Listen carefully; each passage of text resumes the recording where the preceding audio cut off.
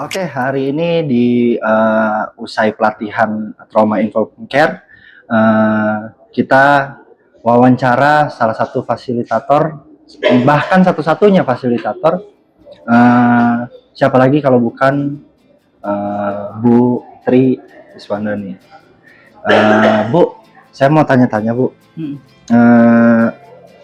Setelah acara ini sudah selesai, bagaimana sih keterkaitan antara trauma dan adiksi menurut pengalaman Bu Dani di lapangan?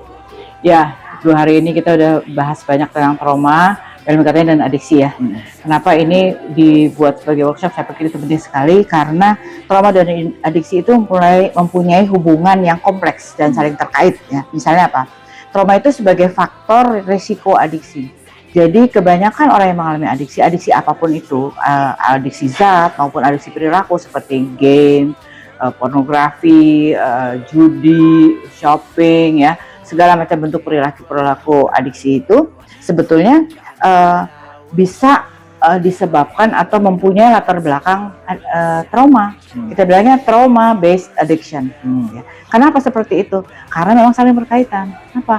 Ketika orang mengalami trauma, dia itu perasaannya terganggu, kondisinya tidak bisa menerima kenyataan, perasaan tidak nyaman atau sakit itu membuat dia mencari cara untuk melepaskannya.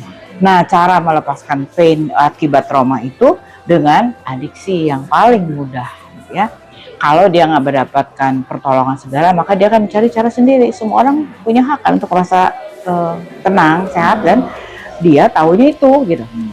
Yang salah tuh bukannya keinginan dia untuk tenang, enggak, semua orang punya hak tenang, semua orang punya hak untuk merasa happy, tetapi caranya yang dia tentu itu tanpa pertolongan dia carinya sendiri. Makanya dibilangnya sebagai coping mechanism ya, mekanisme coping ya. Oke, berarti seperti kayak kata Bu Dani tadi, penutupan bisa jadi trauma ini adalah akar dari adiksi perilaku adiksi tersebut. Jadi ada siklusnya. Jadi ya, kalau trauma dapat meningkatkan resiko adiksi, tetapi adiksi bisa memperburuk traumanya.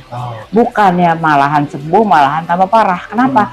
Karena kalau orang mengalami trauma atau pain atau lari dari masalahnya dia melakukan perilaku adiksi itu sebetulnya itu hanya temporary relief atau sementara, penyelesaian sementara.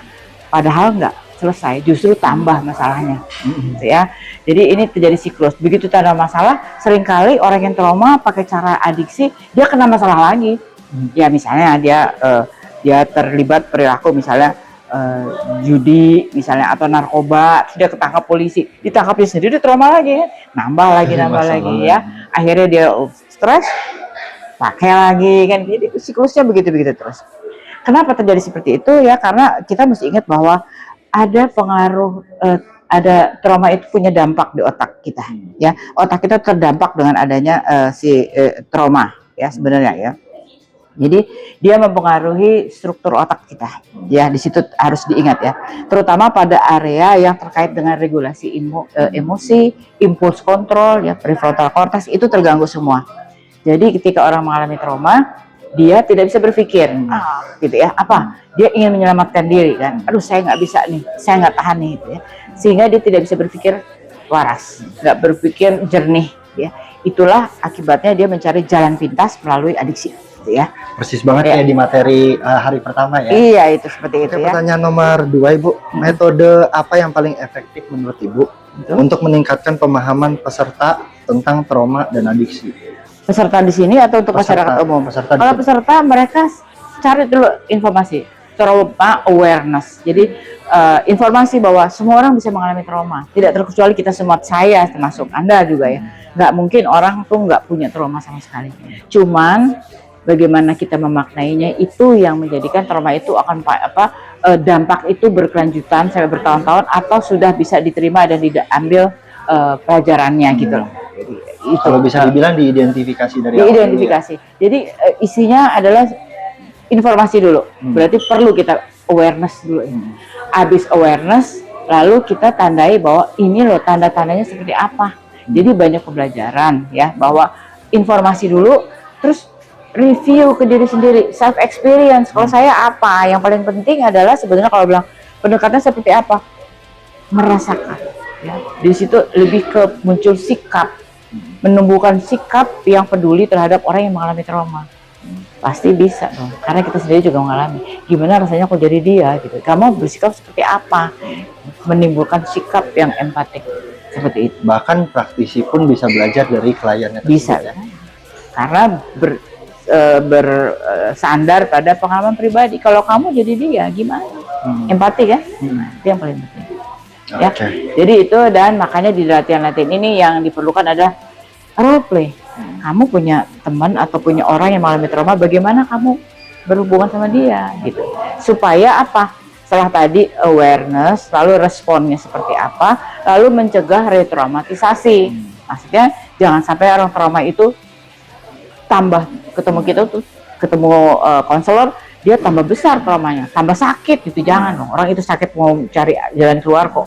Ketemu kita mau jadi tambah sakit, ya itu ya, istinya ya. Cara mengajarinya seperti ini pertanyaan terakhir Ibu. Ya, Ibu kan sudah biasa, sudah bisa dibilang expert dalam penanganan trauma ini. Boleh kasih pesan nggak Bu untuk praktisi adiksi atau praktisi lainnya? Pesan apa maksudnya? Pesan untuk menangani trauma, karena aku beberapa tadi udah wawancara dengan beberapa praktisi lainnya. Mereka menyebutkan bahwa ini adalah hal yang baru, dan mereka sangat bersemangat sekali, berantusias sekali, karena ternyata kita sesama praktisi bisa bahu membahu untuk ingin trauma. Baik, jadi kalau pendekatan trauma informed care itu sebetulnya itu satu approach, jadi trauma informed approach gitu ya. Jadi salah satunya kalau dalam pelayanan kesehatan mental kita banyak care kan ya, pelayanan trauma informed care. Di situ ada mesti kita pahami betul para praktisi itu, kita ada perubahan paradigma. Kalau tadinya pelayanan kesehatan mental itu bilang apa masalahnya, what's the problem. Nah kalau trauma informed care kita nggak terpaku pada masalahnya. Oh dia depresi, oh dia cemas, oh dia adiksi, dia apa, nggak bukan problem itu sekarang.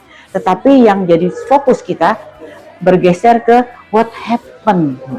Kenapa orang ini sampai mengalami simptom ini? Apa yang terjadi dalam hidupnya, itu trauma informed care. Ya, jadi everything happen for a reason and by design. Kita lihat orang nih, dia sampai di sini di depan kita, dia adiksi, mengalami adiksi. Oh dia depresi berat. Oh dia ada ide bunuh diri.